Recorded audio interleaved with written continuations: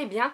Donc je vais d'abord souhaiter la bienvenue à tous les nouveaux abonnés qui sont là depuis ma précédente vidéo, puis la lire du mois de la fantaisie, que vous m'ayez trouvé grâce à Stéphanie ou sur le groupe. Bienvenue à vous, et même bienvenue à ceux qui viennent d'ailleurs. Bref, je vais faire un petit aparté avant de commencer. Si vous entendez un chat qui miaule beaucoup, très fort, comme là, c'est Suki qui est stérilisée depuis quasiment un an et qui a ses chaleurs. Voilà, on est content. D'ailleurs nous allons chez le veto tout à l'heure parce que là c'est difficilement supportable. Voilà. Bref, aujourd'hui on se retrouve pour une vidéo sortie du mois de mai. Alors même si je ne devrais pas acheter de livre au mois de mai parce que voilà, je vais lire ce qu'il y a dans ma palle, j'ai quand même repéré pas mal de trucs intéressants que j'achèterai sûrement quand même, en tout cas ceux qui m'intéressent le plus. Et je les lirai au mois de juin ou plus tard. Donc commençons. Oui, avant de commencer, je voulais vous montrer le petit puffin que j'ai mis là dans ma nouvelle tasse Islande. Voilà, donc si vous ne me connaissez pas encore, vous allez très vite comprendre que je suis une tarée de l'Islande. Et voilà, du coup je me suis dit que j'allais ajouter mon petit mug avec mon petit puffin dans mon décor. Donc tout d'abord, le 2 mai sort Il est grand temps de rallumer les étoiles de Virginie Grimaldi aux éditions Fayard.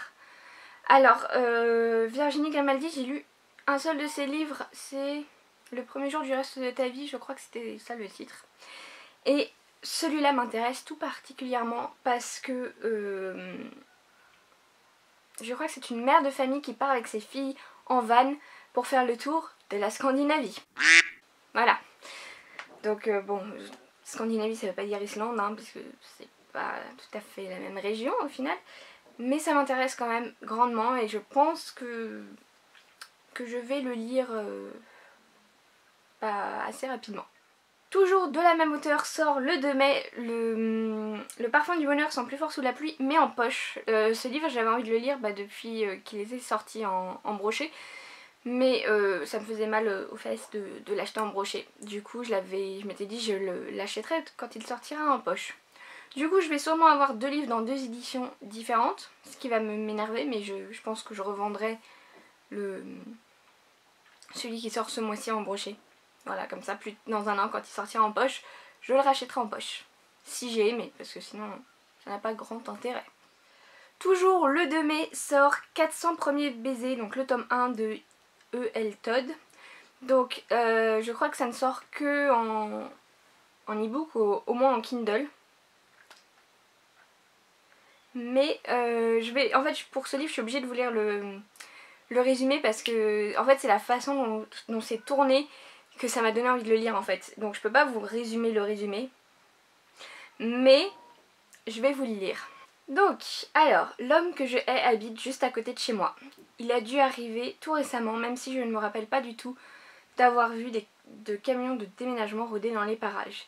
Il est aussi arrogant que dans mes souvenirs, à tondre la pelouse torse nu avec son grand sourire de crétin, à me faire des clins d'œil quand d'aventure il me pince en train de l'épier par la fenêtre. Quel prétentieux, il s'amuse à flirter avec moi comme s'il ne m'avait jamais brisé le cœur, et juste après à m'annoncer ce qu'il m'est impossible de croire, on est mariés. Donc je sais pas si c'est tourné de sorte que de faire comprendre qu'en fait elle déteste son mari ou quoi, mais en tout cas ça m'a donné envie de le lire. Donc vu qu'il sort sur la Kindle, je pense que je me le lirai au mois de juin. Le 3 mai sort You Kill Me Girl, donc c'est le tome 2 de la série You Kill Me de Tina Haim aux éditions Hugo Roman. Donc j'ai toujours pas ni acheté ni lu le premier tome, mais s'il me plaît je lirai le premier et le deuxième. Mais ça on verra plus tard du coup, mais je voulais quand même le noter. Toujours le 3 mai sort Sweetheart de Kay Bromberg aux éditions Hugo Roman. Donc je crois que c'est l'histoire d'une fille qui est invitée au mariage de son ex et qui n'a pas spécialement envie d'y aller, normal c'est le mariage de son ex, mais en même temps il y a son premier amour de jeunesse qui est devenu une superstar je crois, qui lui propose de l'accompagner au mariage. Voilà, c'est résumé très vite et sûrement mal, mais voilà, mais en tout cas ça me donne envie. Toujours le 3 mai sort Le Passage des Ombres de Haraldur Indridason. Donc voilà, je pense pas que je vais le lire, mais je voulais le noter parce que voilà quoi. l'Islande. Je n'ai pas dit mais c'est aux éditions Anne-Marie Métayer. Voilà, alors j'ai voulu le noter comme je l'ai dit parce que voilà c'est Arnaldur Indridason, que c'est un auteur islandais qui écrit donc des thrillers qui se passent en Islande. Donc forcément j'ai des livres à lui, j'en ai déjà lu. Mais celui-là ne me tente pas trop. En fait ce que j'aime pas trop avec cet auteur c'est que des fois il peut y avoir des trucs super intéressants. Par exemple j'avais lu Hypothermie, je crois, que j'avais bien aimé. Et voilà, c'était juste une histoire de... comment dire, sur des Islandais. Et il y avait un petit peu ça donnait une fausse idée qui est un petit peu du surnaturel, ce qui n'était pas le cas, mais bon, c'était pas grave, c'était quand même bien.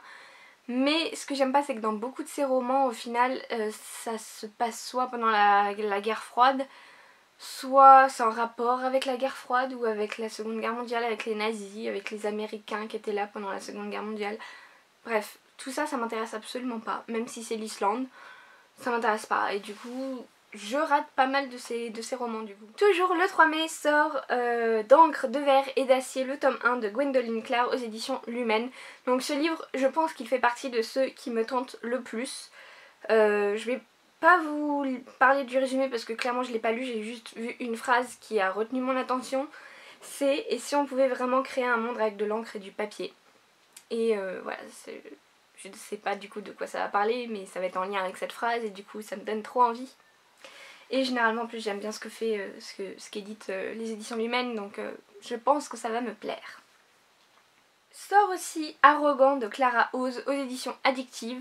Donc là je crois que c'est l'histoire d'une femme qui, je sais pas si elle est scénariste, productrice de série ou réalisatrice, bref, elle travaille sur une série qui se déroule en Écosse, donc voilà, déjà en plus j'aime bien ce qui se passe en Écosse aussi, pas autant que ce qui se passe en Islande, mais j'aime bien l'Écosse quand même.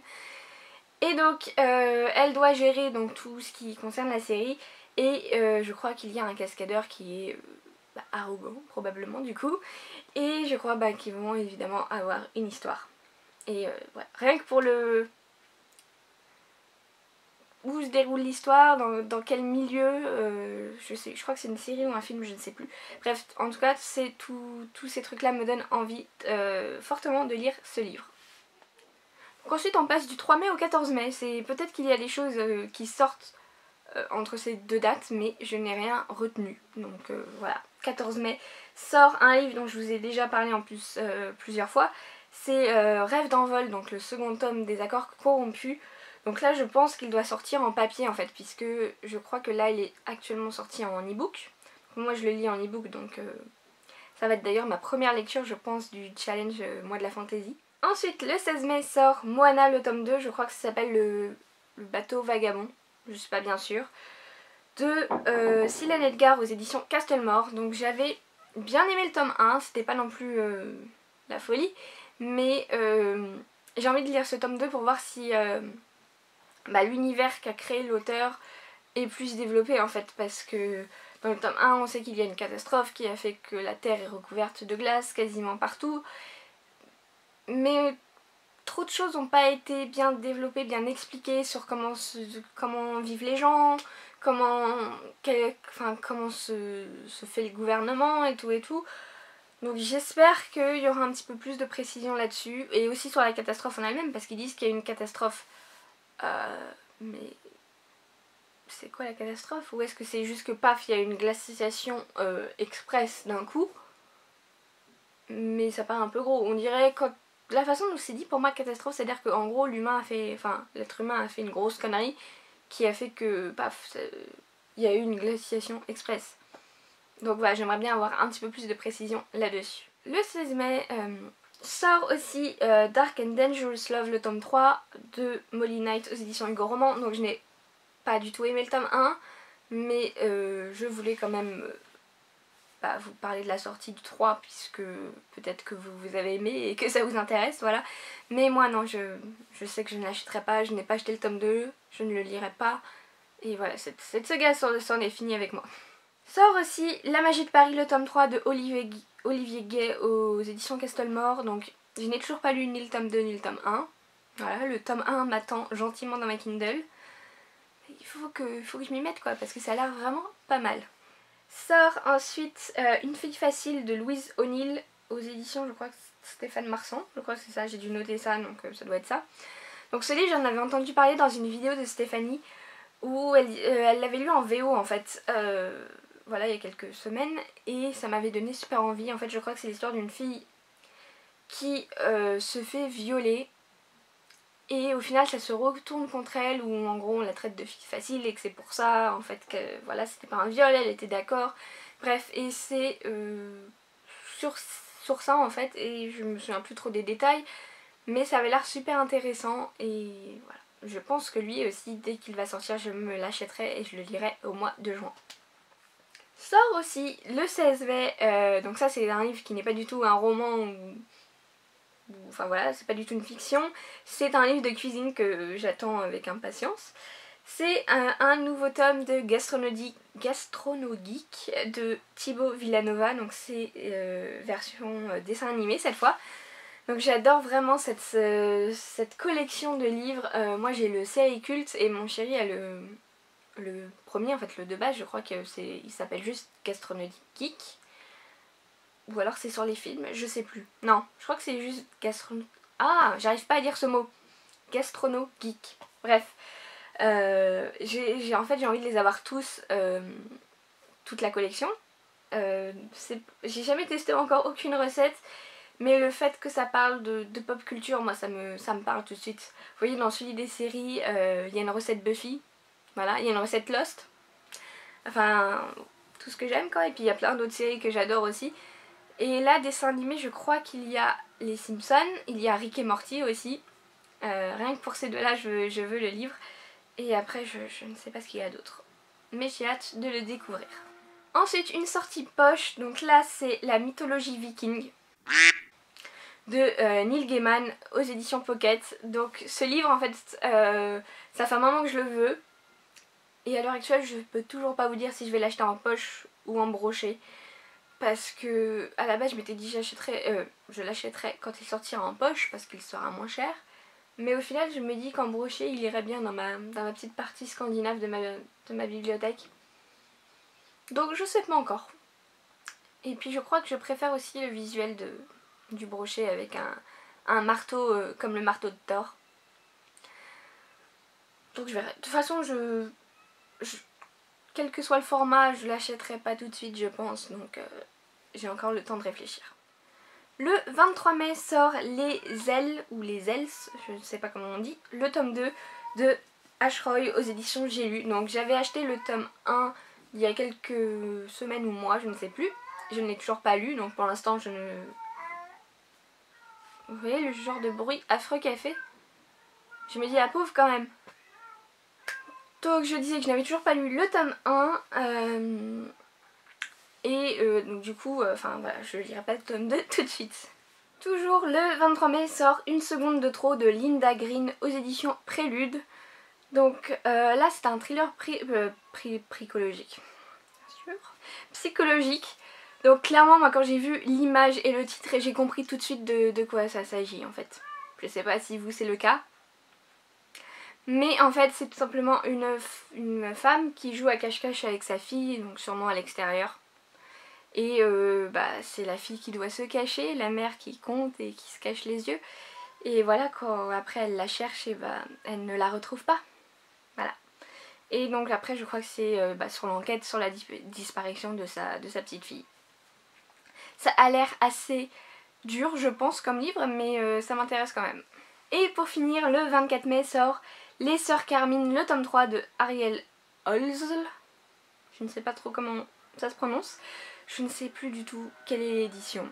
Désolée, je ne l'ai pas marqué.